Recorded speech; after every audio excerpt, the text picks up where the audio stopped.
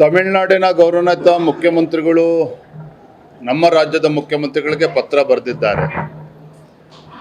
Arch bishop ಅವರು ಕೂಡ ಮುಖ್ಯಮಂತ್ರಿಗಳಿಗೆ ಪತ್ರ ಬರೆದು ಅವರಿಗೆ ಸರ್ಕಾರಿ ನೌಕರಿಯನ್ನು ಕೊಡಬೇಕು ಮತ್ತು ಸರಿಯಾದ ರೀತಿ ಕಾಂಪನ್ಸೇಷನ್ನ ಪರಿಹಾರವನ್ನು ಕೊಡಬೇಕು ಅನ್ನುವ ಮಾತನ್ನು ಕೂಡ ಮನವಿಯನ್ನು ಕೂಡ ಮಾಡಿದ್ದಾರೆ. ನಾನು ತಮಿಳುನಾಡಿನ ಮುಖ್ಯಮಂತ್ರಿ ಕೇಳೋದಕ್ಕೆ ಇಚ್ಛಪಡ್ತೇನೆ, ತಾವು ಕೇವಲ ಕ್ರಿಶ್ಚಿಯನ್ ಧರ್ಮದ ಮುಖ್ಯಮಂತ್ರಿಗಳು ಅಥವಾ ತಮಿಳುನಾಡಿನ ಮುಖ್ಯಮಂತ್ರಿಗಳು? ಯಾಕೆ ಮಾತನ್ನು ಹೇಳ್ತಾ ಇದ್ದೇನೆ ಅಂತ ಹೇಳಿದ್ರೆ, ಭಾರತೀಯ ಜನತಾ ಪಾರ್ಟಿ ಹಾಗೂ JDS ನಿನ್ನೆ ಸದನ ಪ್ರಾರಂಭ ಆಗುವ ಮೊದಲ ದಿನದಲ್ಲೇ ನಾವೇನು ಡಿಮ್ಯಾಂಡ್ ಮಾಡಿದ್ದೇವೆ? ಹನೂರುಘಟ್ಟೆಯಲ್ಲಿ ಸತ್ತಿರ್ತಕ್ಕಂಥ 3 ಜನ ಅಮಾಯಕರು ಇವತ್ತು ಬೇಟೆಗೆ ಹೋಗಿದ್ರು, ಬೇರೆ ಯಾವ ಕಾರಣಕ್ಕೆ ಹೋಗಿದ್ರು ಅದ್ರ ಬಗ್ಗೆ ತನಿಖೆ ಆಗಲಿ. ಆದರೆ ಕುಟುಂಬಕ್ಕೆ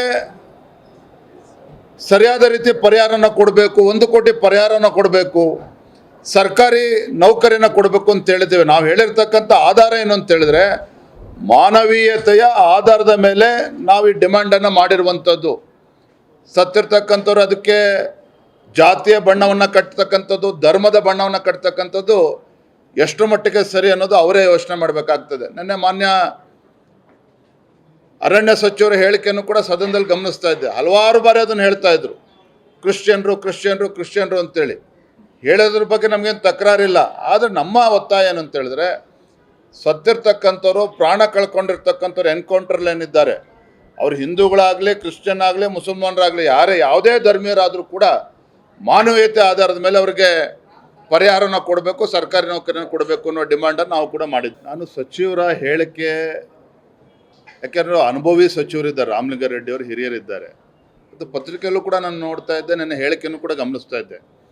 ಬೇಟೆ ಆಡಕ್ಕೆ ಹೋಗಿದ್ದವರು ಅವರು, ಅಂದರೆ ಬೇಟೆ ಆಡಕ್ಕೆ ಹೋಗ್ತಾರೆ ಅಂತ ಹೇಳಿದರೆ ಅವ್ರನ್ನ ಎನ್ಕೌಂಟರ್ ಮಾಡ್ಬೋದಾಗಾದ್ರೆ? ಪೊಲೀಸ್ ಎನ್ಕೌಂಟರನ್ನು ನಾವು ಕೇಳಿದ್ದೇವೆ.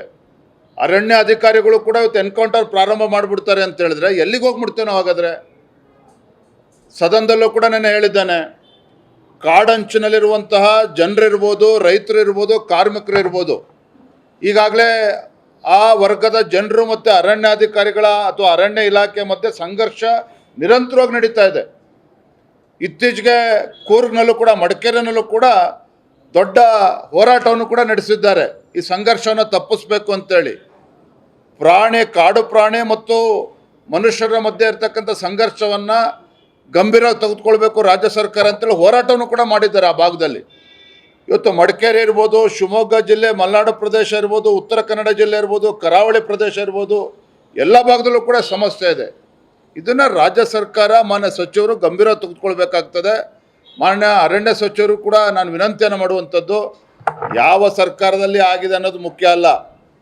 ಇವತ್ತು ಅಮಾನುಷವಾಗಿ ಬೆಳಗಿನ ಜಾವ 5 ಗಂಟೆಗೆ ಕಾಣುತ್ತಾಗಾದರೆ ನಾವು ಸೊಂಟದ ಕೆಳಗಡೆ ನಾವು ಶೂಟ್ ಮಾಡಬೇಕು ಅಂತೇಳಿ ಹೇಳ್ತೇವೆ, ಅವಾಗ ಎಲ್ಲಿ ಕಾಣುತ್ತೆ ಅಷ್ಟು ಕತ್ಲಿರ್ತದೆ ಅನ್ನೋ ಮಾತನ್ನು ಕೂಡ ಹೇಳಿದ್ದಾರೆ.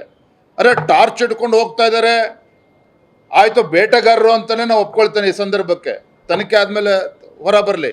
ಬೇಟೆಗಾರರು ಅಂತ ಒಪ್ಕೊಂಡ್ರು ಕೂಡ ಟಾರ್ಚ್ ಇಟ್ಕೊಂಡು ಹೋಗ್ತಾ ಇದ್ರು ಅಂತ ಹೇಳ್ತೀರಿ, ಅಧಿಕಾರಿಗಳು ಸುತ್ತೋರಿದ್ರು ಅಂತ ಹೇಳ್ತೀರಿ. ಎನ್ಕೌಂಟ್ರ್ ಮಾಡೋಂಥ ಅವಶ್ಯಕತೆ ಏನಿತ್ತು? ಅವರೇನು ಹುಲಿಗಳ, ಸಿಂಹಗಳಾಗಾದ್ರೆ? ಮಾಡಿರ್ತಕ್ಕಂಥ ಲೋಪವನ್ನು ರಾಜ್ಯ ಸರ್ಕಾರ ಒಪ್ಕೊಳ್ಬೇಕಾಗ್ತದೆ.